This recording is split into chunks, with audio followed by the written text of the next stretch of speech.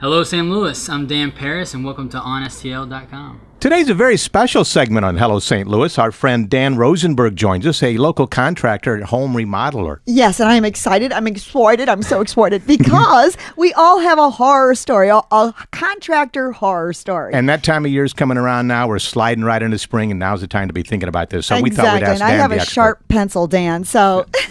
Now, the problem is there are a lot of guys out there, when I say guys, I mean anybody, that does contracting that really is just doing it until they get that next job. Yes. How do we weed these people out and get down to the real experts? Right. I run into a lot of that out there in the marketplace. The horror stories are rampant right now. There are so many people that just don't know how to do this business. They don't know what it costs to do this business, and they just tell people things, and then I've had 3 stories in the past 6 months where contractors just disappeared. A financially stable, legitimate contractor doesn't need you to finance their business, to start their projects.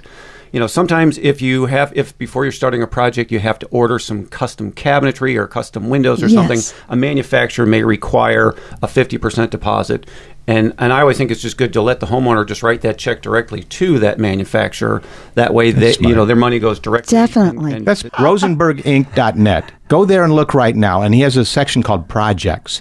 And on there, he names names. He shows beautiful pictures of all the work he's done and talks about the family and the client. Oh. And you can learn from that and see the process and the transparency that takes place there, and the relationship that develops between the contractor. And that's a key word, the relationship, because, you get somebody there all nice, but then when something goes wrong, people aren't nice anymore. So how do you feel out somebody to know, can I live with this guy? Right. Well, communication is the key factor in this whole process. You have to let people know what's going on, when it's going to happen, what to expect, throughout this entire process. This is a very invasive process. So you're in somebody's house. You've got strangers walking through their house. People just don't have their privacy anymore. So it's really, communication is key. Dan, where should you start? Should you start with the architect or the contractor? I'm a believer in starting with a contractor. Why? Because through the years, I have been involved in many projects or many preliminary projects where architects have drawn up large projects or even small projects, detail them, charge the owner a hefty fee, and only to find out that project is 2 or 3 times what the owner's budget is. Architects, I don't want to minimize what they bring to the table, but they just don't have the same type of sense of what it costs to get things done. And they don't have the hands-on. Right, they're just not involved. They draw something, they don't know what it costs. Now, this is Dan Rosenberg, who owns Rosenberg Inc. at rosenberginc.net.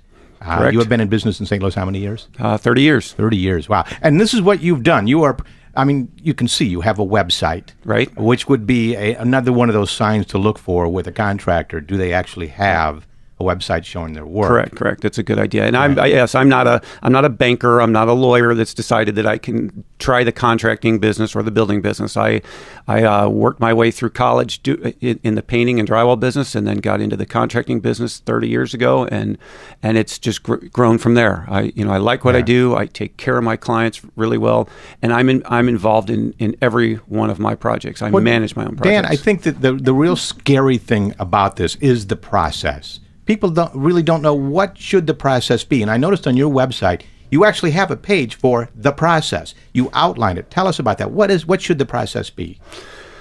Well, first, you have to start with, you've got ideas, or you have pain, some type of pain in your home, and you're trying to figure out what it's going to take to alleviate that pain. So then you call a contractor, have the contractor come out, and you talk about what you want to do, what your ideas are. The contractor will have ideas, and then that contractor can give you ballpark ideas as to what those ideas might cost. Mm-hmm. And then from there, you can kind of make a decision which direction to go, and then have the contractor finish bring the design part of the team together and design and develop a project to a budget. Right. Dan, can people contact you other than through your website if they have any questions? Sure. I do have an office and an office telephone number. That number is area code 314-965-0995. When you're looking for a contractor, there's I guess 4 main factors. Check your comfort level with that person when you're interviewing him or her.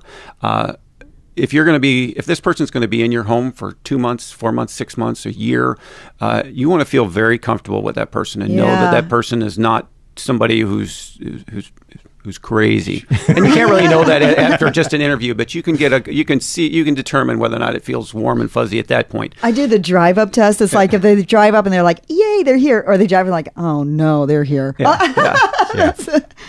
Well, thank you, Dan, very much for this information. It's very valuable for anyone who is thinking about remodeling their home. And again, you can go to Dan's website at rosenberginc.net and learn a lot right there. Great. Thank you very much. Appreciate it.